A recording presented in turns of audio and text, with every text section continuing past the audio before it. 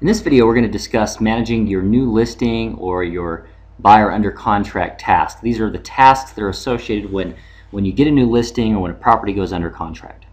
And one thing that a lot of CRMs are really good at is over automating tasks. Now, one thing that we can recommend is you don't necessarily want to over automate or trigger too many tasks into your CRM database, because as soon as you start triggering too many tasks, then those tasks become worthless. So in this video, we're going to discuss a couple of ways that you can put tasks into your processes without over automating. Now, the first thing that we're going to recommend is that you avoid creating tasks at all by just managing the page layout. So here on this page, we're in an opportunity. This is a buyer opportunity.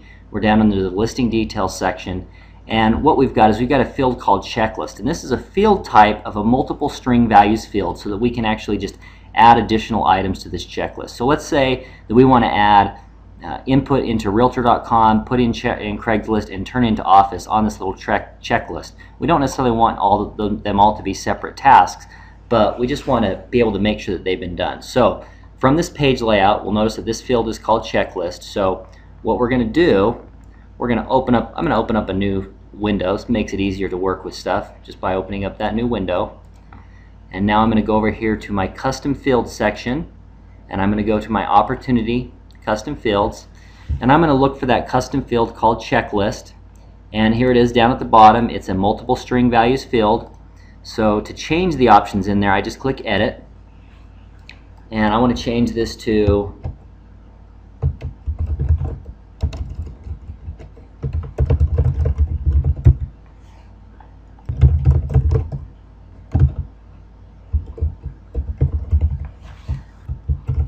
So let's say I want to add a few other tasks in that checklist box. Enter into online sites, enter into realtor.com, my site, turn into Office, and send to file store. So I just simply change those values, submit that. Now I've got two tabs open here, so I'm going to just go back to the other tab that I have open. And if I were to click on this, it's not going to change. So what I'll do is I'll just hit the refresh button. That gives everything on the page a chance to reload. And I go down there and I'll see that now I've got these options here, so I can have my site, realtor.com, send to file store, and turn into Office. So as soon as I'm done with all that, then I can put that information in here and click update. So that's a real easy way to change the checklist that's on the page layout without having to worry about custom fields. If you want to get into putting different separate fields onto the page layout, you certainly can. This is a real simple way of doing that. Now, the other method that we want to discuss is actually creating a task that gets created. So tasks are good if you want to have additional accountability, a date and time stamp, you want to assign it, maybe you want to delegate that particular task to somebody. So we're working on a buyer under contract, so what we want to do is we're going to go into our process builder, and we want to look at our buyer under contract to close action plans. And while we're here, let's take note that we have some task templates. So right here are all my task templates. So if there's a task template that I want to create, I can add a new task template on this page. So if I wanted to add a new task for putting a sign up or taking a sign down, chances are those are already in the list, but I can add a new task, and then I go back to my process builder and I can go into the step where I want to add that task. And you can see here that we've already got some tasks that are triggered. So let's say if I wanted to go in and I wanted to add another task, come into the process builder,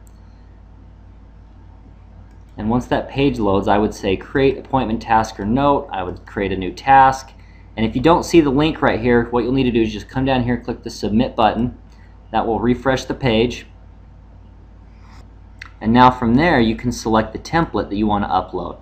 So this would give you your list of all of your task templates that you've created, and you can have another task template that would automatically be associated with any process that reaches that step. So once it goes under contract, you can group as many tasks together as you'd like, and you can have the task be assigned to a specific person or just to the person that's advancing that process step, or you can have it based on the whoever is the team lead or the owner of that opportunity or that contact record. So those are a couple of quick ways that you can manage the tasks that are associated with your under contract or new listing files to keep good track of all the activities that you want to manage in your CRM.